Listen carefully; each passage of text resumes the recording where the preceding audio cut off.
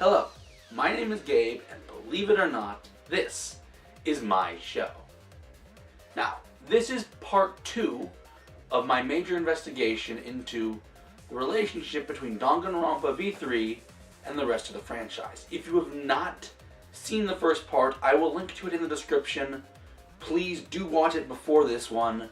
Now, today's episode was originally going to be 3 parts long. However, after giving it some thought, I decided it made more sense to condense them all into one because I really didn't have that much relevant to talk about when it came to most of these topics. Today we are talking about 3 important things to the Danganronpa franchise as a whole: Hope's Peak Academy, the Ultimate Despair, and the Future Foundation.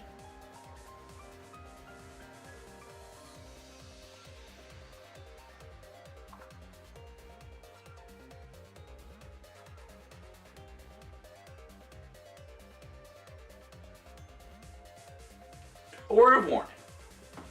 A lot of my information, in fact most of it for this video specifically, comes from Danganronpa 3. Which, from what I understand, a lot of people seem to dislike. Now, I actually do enjoy it, but I understand if you don't like it. I still have to talk about it. Let's start with what is both the most evil and most important organization in the entire franchise: Hope's Peak Academy, or as I like to call it, the ultimate scam. First, we are specifically told that Hope's Peak Academy was founded to both study and eventually implant talents. This is the school's true purpose. To do this, they scouted the most talented people to study them. Now, how they got them to enroll is the most important part of this entire thing. First, they claim that if you study at Hope Peak Academy, you will be the top of your field. This, whilst true, isn't. First off, thanks to Danganronpa 3, I was able to see a lot of the ways the school runs itself. Specifically, first 3 things of note. Number 1, as I previously mentioned, you have to be talented to get in. Okay. The anime mentions a few times that classes aren't necessary. They're optional in Hope's Peak. Which means nothing the school teaches you can be that good of how to, or be how you make it to the top of your field. Next thing, and this is the most important, if you ever stop being the best at what you do, you get kicked out of the school.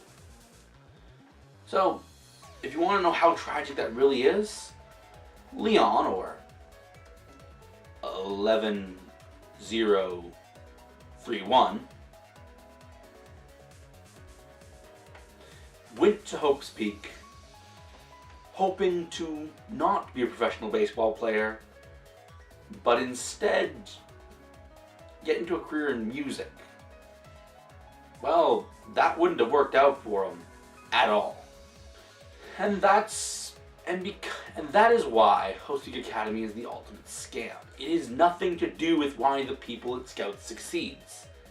These are people who are already going to succeed, whether Hope's Peak helped or not. So then, it's no wonder and no surprise that Hope's Peak Academy would sprout 2 very incompetent organizations. And they are, and I would love to get more into why, but unfortunately that's not really relevant to this video. The Ultimate Despair were bound to fail. And so too was the Future Foundation. But this is where things get interesting. We need to talk about the technology available to all 3 of these different organizations. First off, Hope's Peak Academy had the ability to implant talents into people. one of their students had also developed a very rudimentary memory wiping system. That's important. And of course, there's the ultimate animator or artist, or I don't remember, the one who could make the videos that made you feel certain emotions or implanted certain thoughts into your head. That's also important. The Ultimate Despair had access to those videos, as well as made the memory wiping system more advanced, and the Future Foundation had a virtual reality program as well as real AI in the form of Chiaki and Usami.